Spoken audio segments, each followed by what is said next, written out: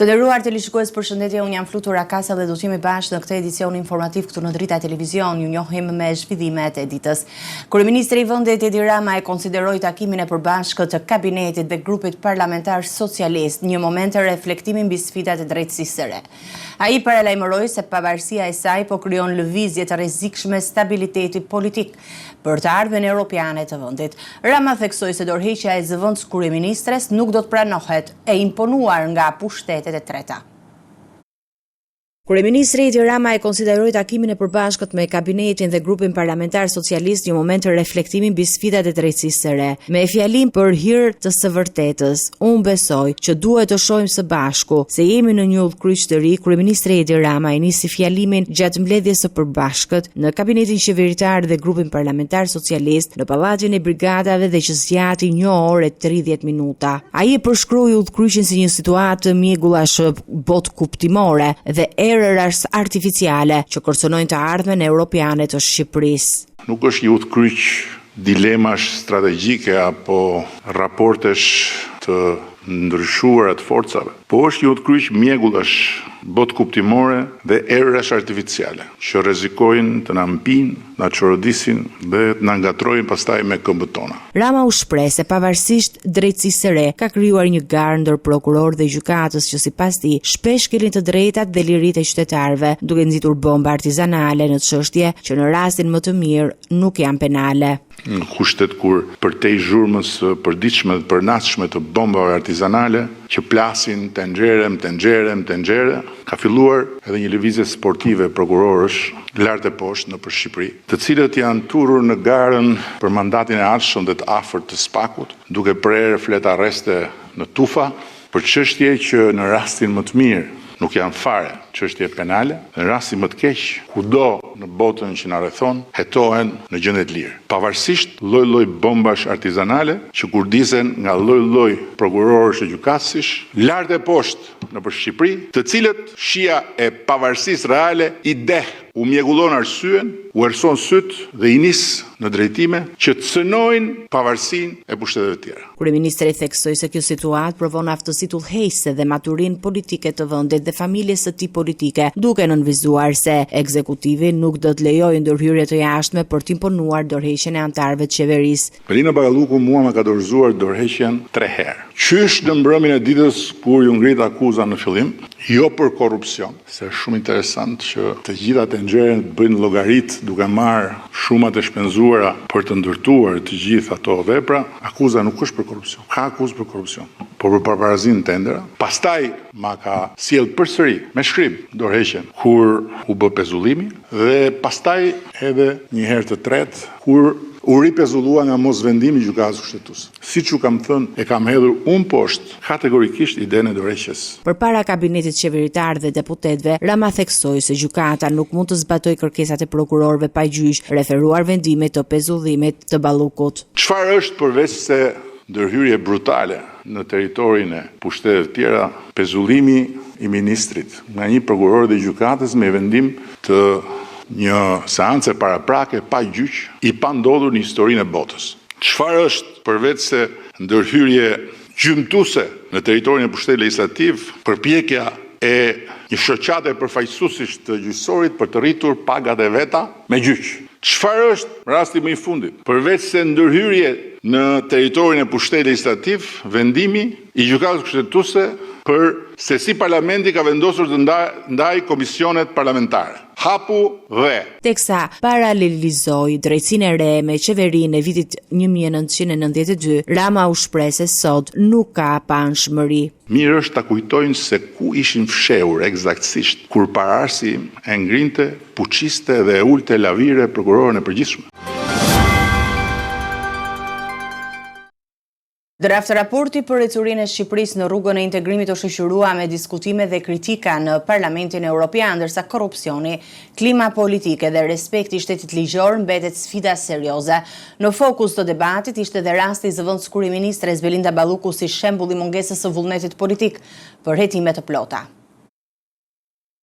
Prezantimi i draft raportit mbi progresin e Shqipërisë drejt antarësimit të Bashkimit Evropian në Komisionin e Jashtëm të Parlamentit Evropian u zhvillua mes toneve kritike dhe debateve të forta politike. Kryetari i komisionit, eurodeputeti gjerman David McAllister, nënvizoi se vendi ka bërë hapa përpara, por ende ka shumë punë për të përmbushur standardet e kërkuara për antarësim. Teksa Shqipëria ka hapur negociatat, ne mbështesim Ecurin. Shqipëria duhet të punojë edhe më shumë në kohën kur vendi hyn në një fazë të rëndësishme. Procesi është i bazuar rreptësisht në bazë merite mbi kriteret e Kopenhagenit. Miratimi i legjislacionit nuk është i mjaftueshëm, duhen ndryshime konkrete dhe implementimi i tyre. Protestat e dhunshme nuk janë të pranueshme në një shoqëri demokratike. Raportuesi për Shqipërinë, Andreas Schitter, ngriti shqetësime për klimën politike në vend, duke përmendur dyshimet për blerje votash, mungesën e bashkëpunimit mes palëve dhe radikalizimin e debatit politik. Klima politike nuk është më e mira e mundshme. Ka shqetësime në lidhje me zgjedhjet, për dyshime për blerje votash, por gjithashtu ka shqetësime në lidhje me bashkëpunimin politik, radikalizimin e politikës, sidomos javët e fundit ka pasur një radikalizim të fortë për ta bërë politikën në rrugë dhe jo në sallën e parlamentit. Korrupsioni mbetet shqetësim i madh që kërkon zgjidhje. Prioriteti tani duhet të përbëhej dhe mbyllja e kapitujve të negocimit me ndryshimet konkrete. Objektivi për 2027 është shumë e arritshme.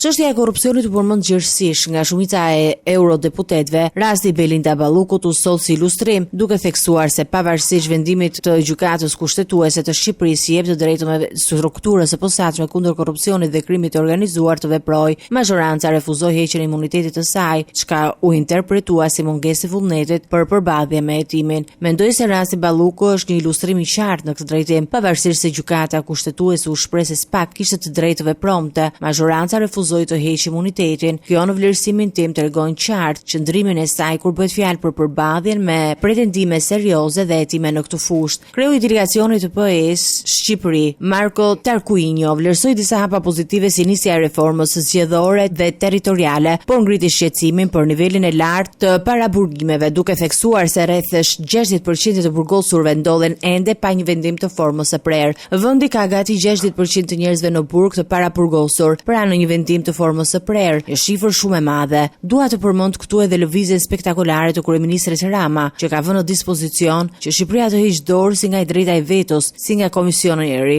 Kjo mundësi na mëson për bujarin që na shërben edhe ne të gjithëve këtu brenda. Ndërkohë, eurodeputeti bullgar kërkoi që institucionet e drejtësisë, përfshirë SPAK, të veprojnë të pavarura dhe pa presion politik. Ai theksoi se hetimet përfshin ato ndaj zyrtarëve të lartë duhet vijojë pa ndërhyrje dhe as zbatimi i ligjit nuk duhet të jetë selektiv. Raporti për Shqipërinë pritet të rikthehet për diskutim nga mesi muajit të ardhshëm, ndërsa eurodeputetët kanë afat deri në 12 mars për të paraqitur amendamente të mundshme.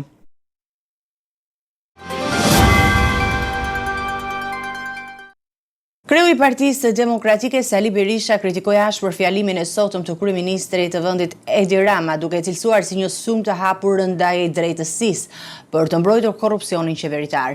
Sipas tij, qëndrimi i Ramës ndaj vartësve të tij mund të ketë pasoja negative për procesin e Bashkimit Evropian. Berisha paralajmëroi se çdo ndërhyrje për të penguar hetimet e pavarura dëmtojnë në besimin ndërkombëtar dhe standardet demokratike. Pas fjalimit të gjatë të kryeministrit Edi Rama në mbledhjen e përbashkët të kabinetit qeveritar dhe grupit parlamentar socialist, ku Rama theksoi se nuk do të pranojë dorëheqje të imponuar nga varësit e tij, kreu i Partisë Demokratike Sali Berisha reagoi me kritika të forta. Ai e konsideroi fjalën e Ramës një sulm të hapur ndaj drejtësisë dhe një mbrojtje të qartë të korrupsionit brenda qeverisë. U përpoq të përdor çdo lloj argumenti absurd për të akuzuar prokurorin për veprimet që ka ndërmarrë. Por Edi Rama antikorrupsioni, kur çelohet ai dhe rrethi i tij është më i rrezikshëm se vetë korrupsioni. Për Edi Rama, integrimi evropian nuk mund për shkak të integrimit evropian, lufta kundër korrupsionit është një herezi, po jo një kusht vendimtar për këtë proces. Për Edi Rama, reforma në drejtësi duhet të psoj ndryshime të thella. Reagimi i Berishës vjen në një kohë kur Shqipëria përballet me sfida të mëdha me drejtësinë dhe përparimin në negociata për antarësimin në Bashkimin Evropian, duke shtuar tension mes majorancës dhe opozitës mbi integritetin e institucioneve.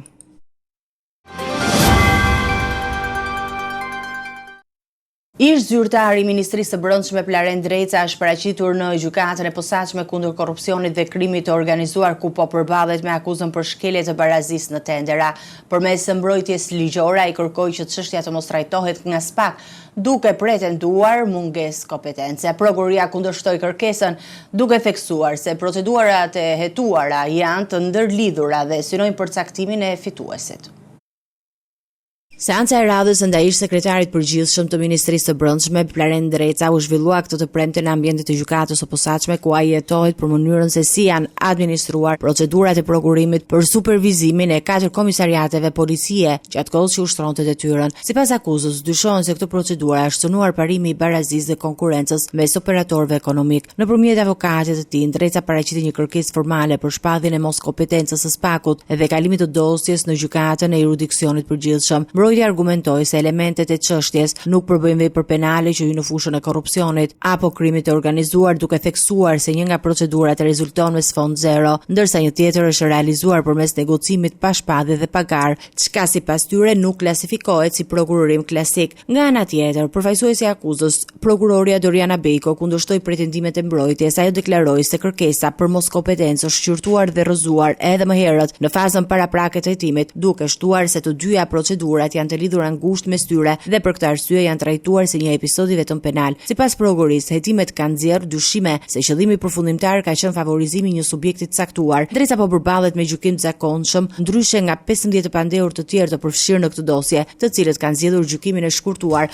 për përfituar ulje të mundshme të dënimit. Për ta, SPAK ka kërkuar në total mbi 11 vite burg. Procesi pritet të vijojë me shqyrtimin e kërkesave procedurale dhe më pas me administrimin e provave, ndërsa vendimarrja për kompetencën e gjykatës do të jetë një nga pikat kyçe që do të përcaktojë ecurinë e mëtejshme të çështjes. Bllokimi i pjesëshëm i rrugës që lidh Tiranën me Juglindje ka zhvendosur trafikun e mjeteve të rënda drejt pikës doganore tek dogana e Bllatës. Në vetëm 2 ditë janë përpunuar rreth 400 kamion, ndërsa 10 të tjerë presin në rrallë për shkak të kapaciteteve të kufizuara. Autoritetet po menaxhojnë situatën përmes devijimit të qarkullimit nga Qafthana drejt rrugës së Arbrit. Dëmtimi i segmentit kryesor rrugor që lidh kryeqytetin me zonat juglindore të vendit ka sjellë një zhvendosje të menjëhershme të qarkullimit të mjeteve, duke kthyer pikën doganore të Bllatës në mënyrën kryesore të kalimit për transportin ndërkombëtar. Pas koordinimit me autoritetet e Maqedonisë së Veriut, kamionët që zakonisht kalonin nga Qafthana janë orientuar drejt Bllatës dhe mëtej nëpërmjet rrugës së Arbrit për të arritur në Tiranë dhe Durrës. Fluksi i shtuar është reflektuar menjëherë në terren. Vetëm gjatë 2 ditëve të fundit janë përpunuar rreth 400 mjetre të rënda që transportojnë madhra nga Greqia, Turqia, Bullgaria dhe Maqedonia e Veriut, ndërkohë që qindra kamion të tjerë presin për të kaluar procedura doganore. Kapacitetet aktuale të përpunimit rezultojnë të mjaftueshme për të përballur këtë volum të pazakontë lëvizjesh. Megjithatë, mungesa e një terminali të dedikuar doganor, numri i kufizuar i doganierëve dhe agjentëve, si dhe personeli i pakët i policisë kufitare, po krijojnë vonesa të konsiderueshme. Situata rëndohet edhe nga mungesa e kabinave të hapësirave të mjaftueshme për kontrollin fizik të mjeteve, duke sjell rallë të gjata dhe priti që zgjasin me orë. Edhe në këto kushte normale, pas hapjes së rrugës së Arbrit, bllaka ka përthithur rreth 30% të trafikut që më parë përqendrohej në Qafthanë. Avantazhi i distancës ka ndikuar drejt për drejt në këtë zhvendosje. Rruga Shkup-Dibër-Tiranë është rreth 85 kilometra më e shkurtër se internerari tradicional përmes Qafthanës, duke e bërë më ekonomike dhe më të shpejtë për transportuesit dhe udhëtarët. Sipas të dhënave, vetëm gjatë këtij viti në këtë pikë kufitare kanë kaluar rreth 2 milion pasagjerë, rreth 470.000 më shumë se një vit më parë. Rritja e ndjeshme e fluksit të kombinuar me devijimin e përkohshëm të trafikut për shkak të dëmtimeve rrugore po e vendos doganën e Bllatës përballë një prove të fortë infrastrukturore dhe logjistike, ndërsa kërkohen masa për të përmirësuar kapacitetet dhe për të shmangur bllokimet.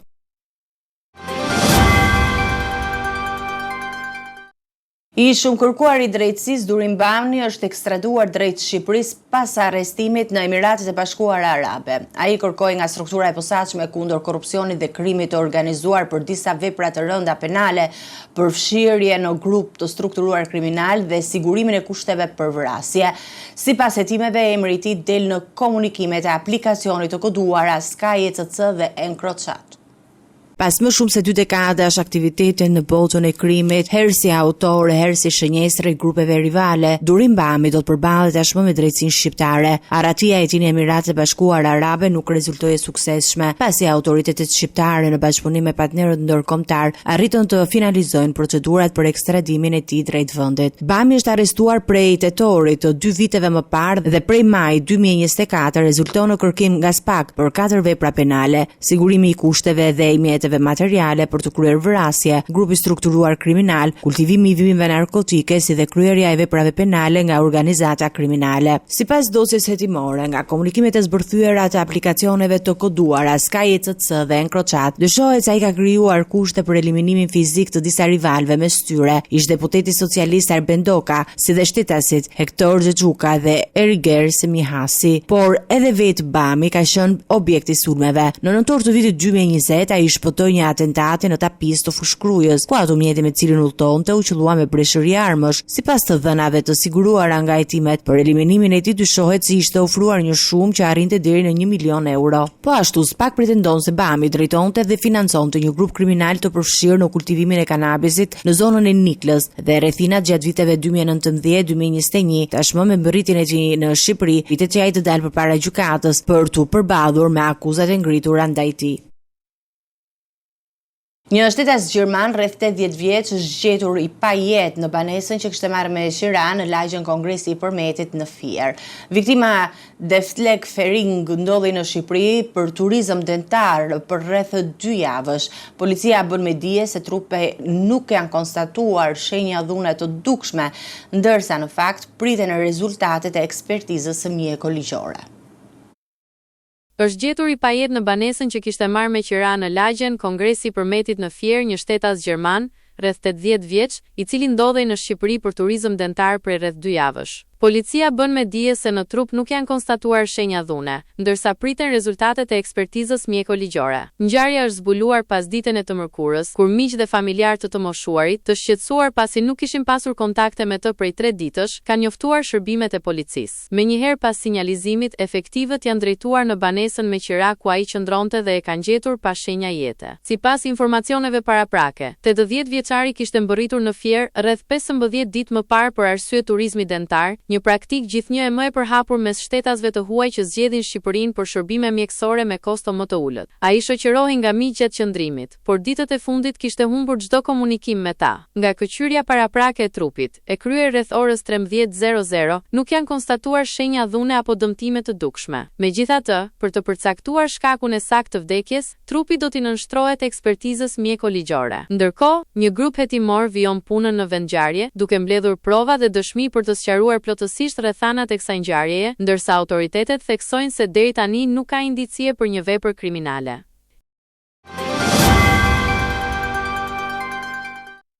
Eci me të tjera informacione, Partia Demokratike e Kosovës ka konfirmuar se do të propozojë një kandidat për president ose do të mbështesë zgjedhjet e reja në rast se nuk arrihet marrëveshja.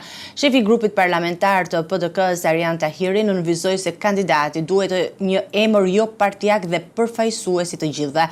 Afati për zgjedhjen e presidentit është deri në 4 mars. PDK qëndron e palkundur në qëndrimin se kandidati për president nuk duhet të vijë nga një parti politike, por të përfaqësojë interesat e të gjithë qytetarëve. Arjan Tahiri theksoi se partia nuk është e interesuar për marrëveshje politike dhe nuk ka mbështetje për një kandidaturë që ka pasur një qasje të njëanshme në të kaluarën, duke iu referuar Vjosa Osmanit. Një ditë më parë, zëvendës kryeministri Glauk Konjufca pati deklaruar se një kandidat nga familja e heroit të Kosovës, Adem Jashari, do të fitonte një konsensus automatik në shoqëri, por Murat dhe Bekim Jashari kanë mohuar përfshirjen e tyre në garën për president. Gjatë ditës së fundit, Anu Pratipati, e ngarkuara me punë në ambasadën e SHBA-s në Kosovë, zhvilloi një takim me presidenten Vjosa Osmani. Kryeministri Albin Kurti po ashtu zhvilloi takime të ndara me kreun e PDK-s dhe atë të LDK-s, ku u theksua se nuk u diskutuan emra të veçantë, por u konstatua një përputhje mes 3 partive më të mëdha për të shmangur zgjedhjet e reja. Në rast se deputetët nuk zgjedhin presidentin e ri brenda afatit përcaktuar, më 4 mars, vendi do të detyrohet të shkojë drejt zgjedhjeve të parakoshme. PDK ka lënë të qartë gatishmërinë e saj për të ofruar një emër kandidat dhe për të ruajtur procesin demokratik pa ndërhyrje nga marrëveshjet partijake.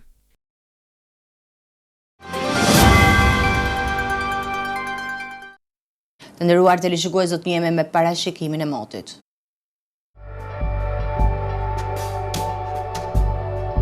Territori shqiptar për datën 27 shkurt 2026 do të jetë në ndikimin e masave ajrore relativisht të qëndrueshme, duke sjellë mot me alternime vranësirash dhe kthjellimesh. Paraditja do të karakterizohet nga vranësira në zonat veriore dhe qendrore, ndërsa jugu dhe juglindja do të kenë më shumë intervale me diell. Pasditja vijon me mot të qetë dhe temperatura të buta. Temperatura minimale pritet të zbresë deri në 1 gradë Celsius, ndërsa ajo maksimale do të arrijë deri në 15 gradë Celsius. Gjatë ditës priten rreth 4 deri në 7 orë me diell në varësi të zonës. Era do të fryejë lehtë nga drejtimi jugperëndimor me shpejtësi 2 deri në 5 metra për sekond.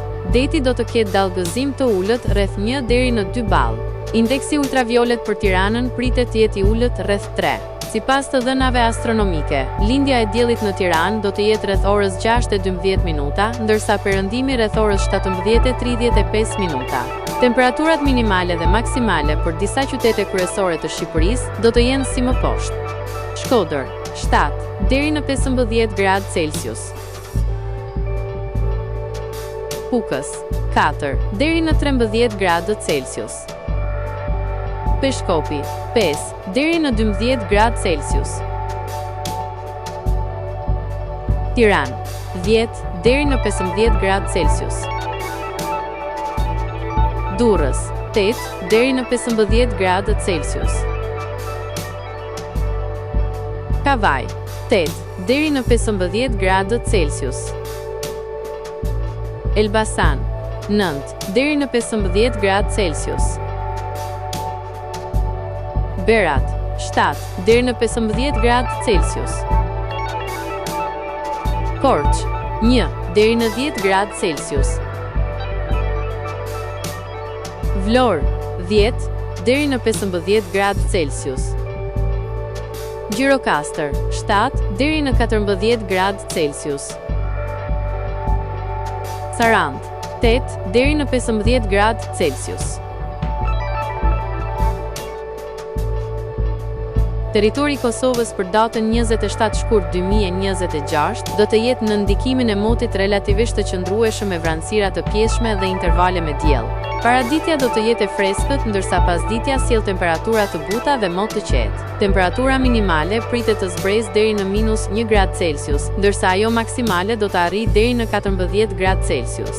Era do të fryejë lehtë nga drejtimi perëndimor me shpejtësi 2 deri në 4 metra për sekond. Indeksi ultraviolet për Prishtinën pritet të jetë i ulët rreth 3. Sipas të dhënave astronomike, lindja e diellit në Prishtinë do të jetë rreth orës 6:08 minuta, ndërsa perëndimi rreth orës 17:28 minuta. Temperaturat minimale dhe maksimale për disa qytete kryesore të Kosovës do të jenë si më poshtë. Mitrovica, 1 deri në 14 gradë Celsius. Podujev, 0 deri në 12 gradë Celsius. Skënderaj, -1 deri në 13 gradë Celsius. Pej, 3 deri në 13 gradë Celsius. Prishtinë, 1 deri në 12 gradë Celsius. Gjakov, 1 deri në 14 gradë Celsius. Malishev, 2 deri në 13 gradë Celsius. Gjilan, 0 deri në 11 gradë Celsius. Perizaj, 1 deri në 13 gradë Celsius. Kaçanik, 2 deri në 13 gradë Celsius. Suharek, 3 deri në 13 gradë Celsius. Prizren, 3 deri në 13 gradë Celsius. Ishte gjithçka e përgatitur në këtë edicion informativ. Për më shumë zhvillime klikoni në faqen tonë zyrtare drita.tv. Mund ta ndiqni në rrjetet sociale, Facebook, Instagram, YouTube, ku jemi me përditësime në çdo kohë. Vazhdoni të qëndroni në shoqërinë e programacionit të Dritës. Bashkë mirë ta kofshim në edicionin e ardhshëm.